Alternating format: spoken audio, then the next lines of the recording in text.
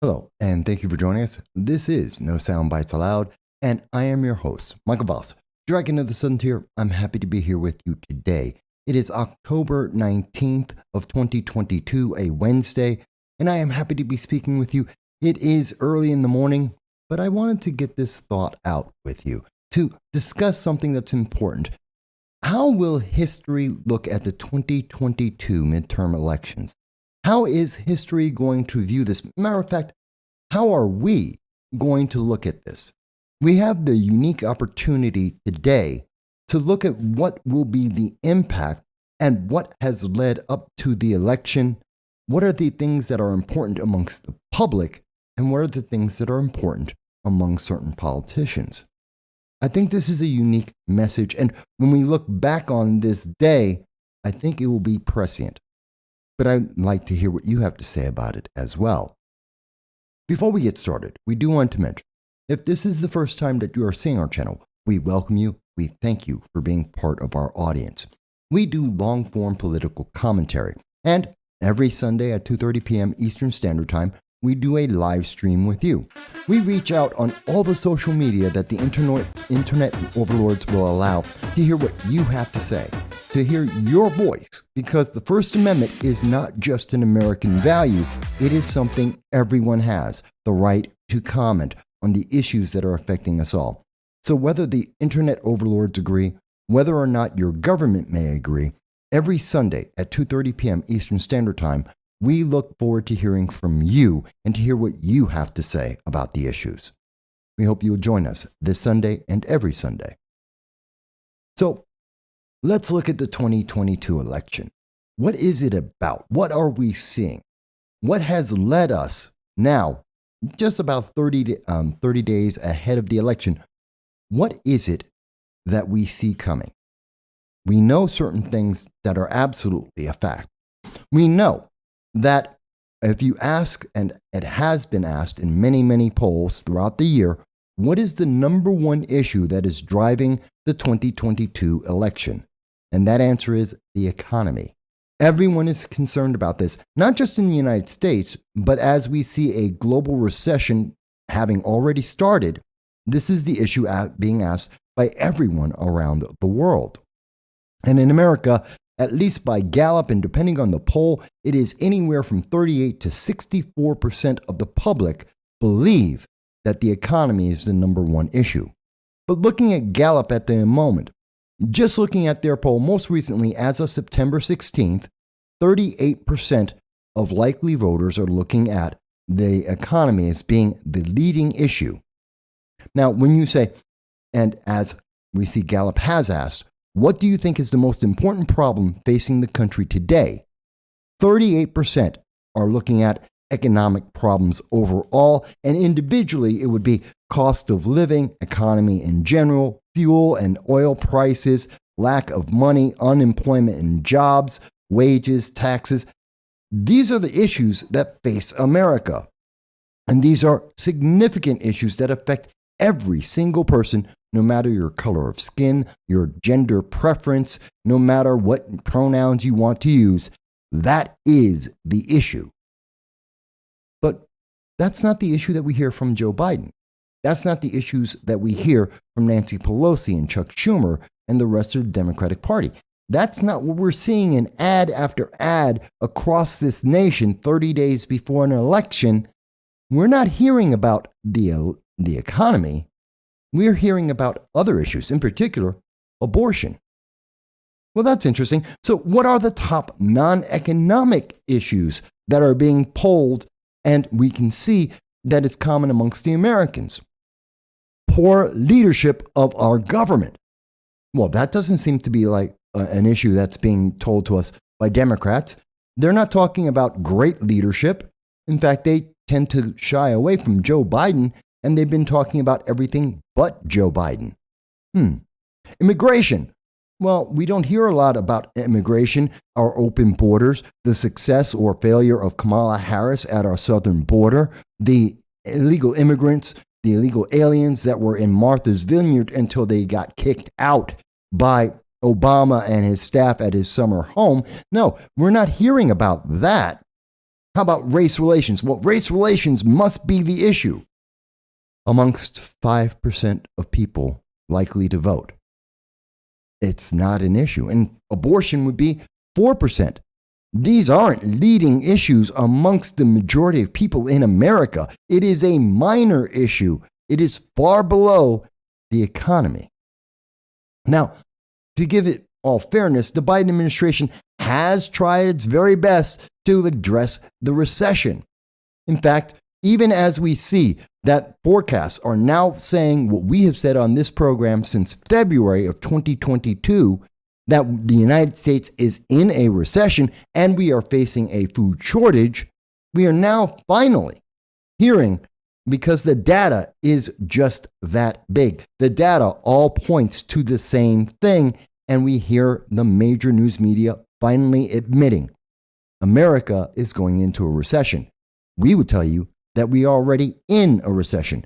In fact, we believe that when you go to the store and you've been looking at the bill when you buy milk, eggs, when you go and buy meat, any of your groceries, any of the staples that you need, you have seen a 25 to 45% increase in the cost of the goods of things that you buy, whether it be cucumbers or iceberg lettuce, the fact that there's a butter shortage, a baby food shortage.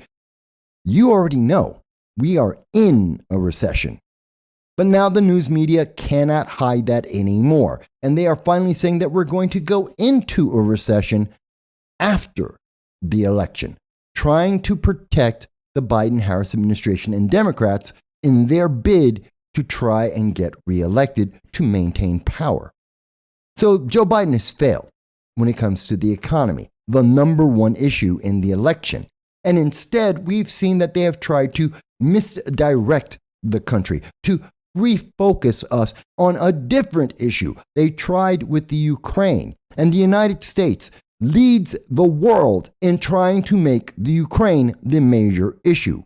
We have spent more money and we have provided more military aid than any nation in the world. In fact, multiple nations combined in the world cannot reach the kind of support that the United States has provided under the Biden-Harris administration. To the benefit of who? It doesn't help anyone in America. No matter who wins there, the United States likely will lose. Ukraine is known as being a very corrupt nation, long before Russia ever started its hostilities. And it remains a corrupt nation, with much of the money and aid that we have provided having disappeared already. God only knows what happens afterwards, and we try and assess where the money went. We just don't know. And so, with that failure, the public is not concerned about the well-being of Ukrainians as much as they are worried about the well-being of their own family. And history will note that. But what else could we say? We know that the Biden administration has been trying to work on the Iran nuclear deal. They've been working on that since the day that Joe Biden took the White House. And we have seen that they have consistently been trying to work to renegotiate the Iran nuclear deal because they need a win. Iran is well aware of that they don't care what Joe Biden may or may not think. In fact, we've seen that they have gone so far as to help Russia. Now, you would say, but Iran doesn't like Russia. Why would they help them? Because they hate America more. And they don't care about the Iran nuclear deal because it's just another means to increase the amount of global terrorism and to attack Israel and America. And anything that attacks America and Israel is something that Iran wants to do. They've been telling us that for 40 years. I tend to believe them when they say the same thing consistently, decade over decade.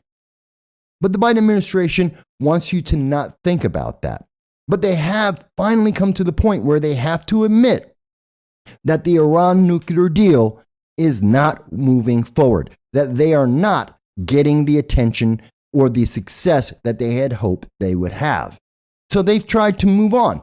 But internationally, we see that the world is falling apart. The lack of leadership that is a key concern of voters in 2022 recognized amongst Democrats and Republicans alike, as well as independents, has resulted in more agitation around the world. We have seen that North Korea, as we have identified throughout the year, has fired more missiles, hypersonic missiles, nuclear weapon capable, biological weapon capable missiles than at any time in the history since 1984. We have seen 41 missiles fired by North Korea in a blatant statement saying they do not respect nor do they fear the Biden-Harris administration. They've fired these missiles when we've seen Kamala Harris in South Korea, when we've seen Nancy Pelosi do her Southeast Asian tour. We have seen it while there has been conflict with China over Taiwan. We have seen North Korea has threatened South Korea, Taiwan, and Japan, all of the allies of the United States in Southeast Asia. And it has not diminished. If anything, they are ramping up, not down. So on an international stage, well, the answer is the Biden-Harris administration has failed. Democrats' policies have failed internationally. They threatened Russia about going into the Ukraine. Russia went in. They threatened North Korea. They fired more missiles. They tried to make a deal with Iran to try and keep them calm and to lessen the threat of nuclear war. And yet Iran is helping Russia, not even considering the biggest thing that we have consistently been talking about for more than a year, the abandonment of somewhere around 5,000 Americans to this day in Afghanistan, and 10,000 Americans in Ukraine, and 200 Americans in China. Joe Biden has failed internationally. There is no way to look at it differently. That will be a factor in the 2022 midterm elections, and it will be something historically that we will look back on. We had economic problems, and the Biden-Harris administration tried to make us think that there were bigger global issues that we could help, and we failed to help anyone, and our issues only became greater as more time went by. But you may say, well, Mike, that's not the only thing. It's not entirely the Biden administration's fault. Obviously, they were trying to help us. And one of the biggest things that we have to be concerned about is climate change, because that is what we are hearing Democrats around the nation who can't talk about any other issue. They're saying, well, we have to address climate change. We have to help the climate. And that means we need more solar and wind, which takes 3 years to build. And we are in a crisis with energy as we speak.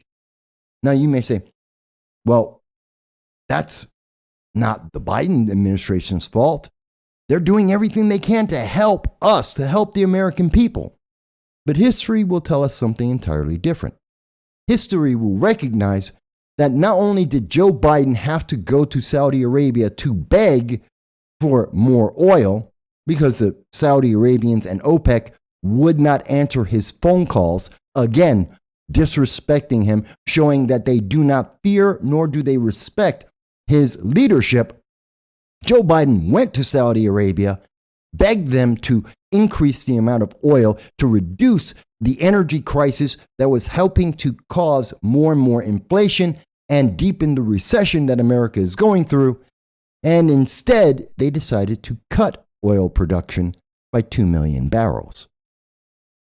And we find out that Saudi Arabia did this even though Joe Biden further begged them to just wait until after the election. Joe Biden wasn't concerned that they were going to cut oil production. He wasn't concerned that this would affect the inflation.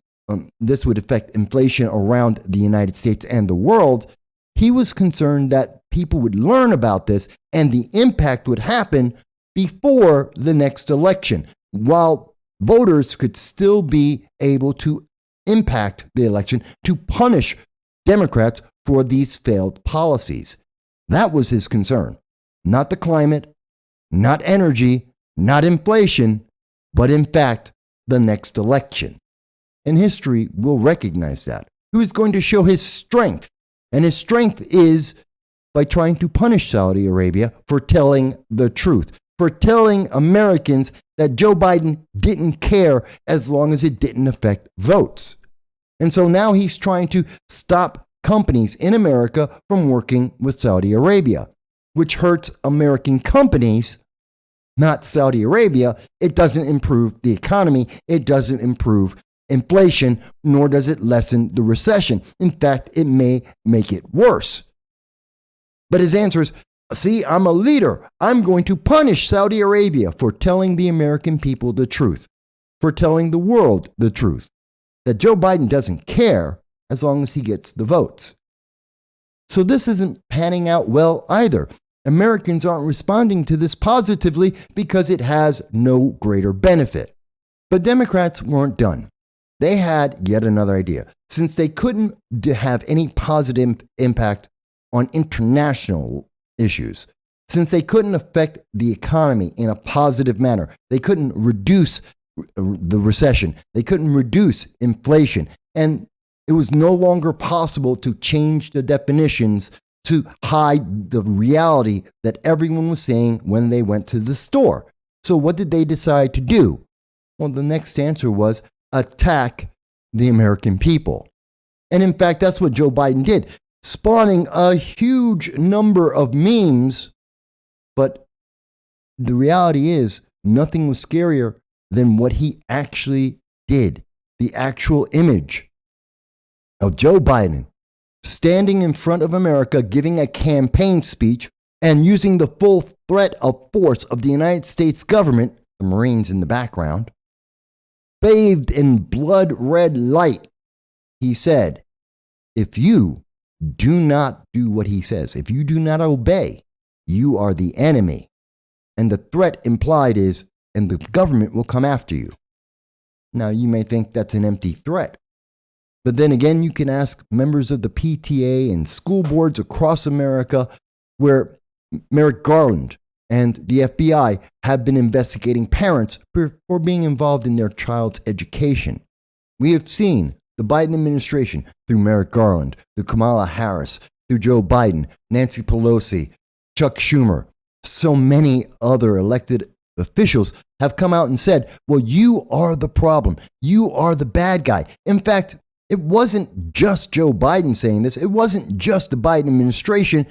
Democrats like Tim Ryan out of Ohio literally was saying, you are an extremist if you do not obey. And you and that movement, which is believing in America, believing in the Constitution and our principles and making that the priority, well, that's a movement that he wants to confront and to kill. That they want to go out and destroy anyone who does not bend to their will. Most Americans are worried about the economy, their livelihoods, the ability to feed their families. The Democrats don't. Tim Ryan doesn't. And if you say you're more concerned about your family and their income and being able to feed them during a global food crisis, well, you're the enemy. You're the extremist. None of this has been resonating with voters, and we have seen that more and more Americans are looking at Republican candidates and or possibly even libertarians and saying they're the better choice. They have the better plan. In fact, they have a plan. And if nothing else, it's not following down a path that has led to nothing but failure after failure. For over 20 months, we have seen everything that the Biden-Harris administration has touched, every policy put forth by the Democrats has failed. Empirically has failed. There is no other way to describe it. No matter whether you're a Democrat or not, that's just the reality. So Joe Biden has decided to tack onto something that he knows will get people's emotions. He has a heartstring he can pull upon, and he's going to do it. And what is that heartstring? Abortion. In particular, late-term abortion. Abortion up to and at the moment of birth. We've heard that from Governor Northam. We've heard that from Joe Biden and many Democrats across this nation. They want abortion. They want the right. They demand the right to be able to kill a baby at the moment of birth. And that is something that they are pushing heavily. And we have seen that in commercial after commercial after commercial during the 2022 midterm elections. This is their issue. They are trying to equate the death of babies with your election vote. It doesn't matter if you agree with abortion or not. I want to be clear about this. It doesn't matter if you agree with abortion or not, because the underlying problem is that even whether no matter where you stand on the issue, you're not going to get the answer you want. Joe Biden issues a 2023 pledge to Democrats. Hold on to Congress and I'll sign abortion rights into law. I want you to think about that. Democrats currently control the White House and both houses of Congress, the House and the Senate. They can pass at any moment any law that they wish. They have the majority. They have the White House.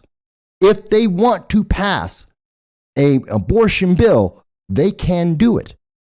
They do not need Republicans. And we have seen bill after bill that has been presented to the White House that did not have a single Republican behind it because they have the majority and they do not need Republicans to sign on. So in fact, if Joe Biden is being honest, if this is the major issue for candidates like Josh Riley, for candidates like Val Demings, for candidates across this nation that are going by the Democrat moniker, if this is their issue and they believe it is a human right that must be codified into law, they can do that now. They don't need to wait for an election. They don't need to see the results of an election. They can do it right this second. They could have done it in June. They could have done it the moment that the Supreme Court came out with its rulings in Dobbs. They could have done it 30, 40, almost 50 years ago. At any time in the last nearly half century, Democrats have had the opportunity over and over again, like under the Obama supermajority that they had in 2010, they could have at any time created a law about abortion and passed it without a single Republican vote, and that is the case in 2022. They will do it under only the condition that they win, that they maintain power. Well, there's a reason for that, and the reason for that is the definition of the word coercion. Coercion is to compel an act or a choice, to compel voters to pick Democrats because they said they won't pass an abortion bill unless they maintain power. That is coercion. To achieve by force or by threat. If you do not vote Democrat, if Democrats do not win, they will not pass an abortion bill that they can pass at any moment that they choose. To restrain or to dominate by force, the force of the United States government being wielded against the people, telling the American citizens that they are extremists and a threat to the nation, a threat that needs to be confronted and killed, according to some Democrats. That's coercion. We believe it very strongly. That is coercion. And thus, we are seeing that Joe Biden is coercing Americans ahead of the 2022 midterm election, and this will be remembered by history. This will be something that will be important. The man sitting in the White House coerced voters and threatened them that they cannot get something that the majority do not want anyway, that they will not be able to pass a bill that is only popular amongst a sliver of the Democratic Party only if they maintain power. That's buying votes. That's coercion. And in fact, we believe this is from the United States Congress on the codes of the United States. And under 52 USC 10307 Section B, intimidation, threats, or coercion. And we quote, "No person, whether acting under color of law or otherwise, shall intimidate, threaten, or coerce, or attempt to intimidate, threaten, or coerce any person for voting or attempting to vote, or intimidate, threaten, or coerce, or attempt to intimidate, threaten, or coerce any person for urging or aiding any person to vote or attempt to vote." It's pretty straightforward. The Biden administration is coercing votes. That is a violation of United States law. If you do not vote Democrat, they will not reward you with a bill that they could pass right this second. A bill that they could have passed over the summer. A bill they could have passed a decade ago, 2 decades ago, 3 decades ago, 4 decades ago. This is something that they have held over the heads of Democrats and progressives for decades to get power, to maintain power, to be reelected into power. They have nothing else. They don't have international policy to point to. There are no successes there, only greater and greater failures. They have no respect around the world. And we are seeing rogue nations that are gaining more and more power and being more and more flamboyant in their actions. We have no economic positives. The economy of every nation in the world is failing. The global food shortage is starting to impact nations like Ghana, like Burkina Faso, like Panama and Sri Lanka. We are seeing this affect people. It already is happening. The recession is already in effect, and it will continue to be in effect until 2024 at the best. They have nothing to point to. The border is open. We have seen terrorists enter our nation across that open border. We have seen illegal immigrants at levels and numbers never before seen in this nation. And Democrats, their response have been they don't want to see them. If they are presented with these illegal immigrants, they have, as in the case of Martha's Vineyard, gotten rid of them as quickly as possible because they don't want to see the problem that they want others to live through. This is what 2022 is going to be remembered for. It has been a year of misdirection, confusion, and coercion, a lack of leadership that has compounded every problem facing America, and each and every one of these problems can be tied to the Biden administration and happening within the last 20 months. There are many Democrats, there are many liberals, there are many independents that will not like this. It will not feel good for them. And we have to remind you, whether it feels good or not, the reality is this is what is happening. This is what will be remembered by history. The reality, not the feeling, the reality that we are seeing more corruption, we are seeing more failure, we are seeing a lack of leadership. That is the fact. The one thing we do not know today that we will find out shortly is how did this impact the 2022 midterm elections? Did the overwhelming reality and the disconnect between what Americans want and what Democrats want, which one took over? Which one led the day on November 8th?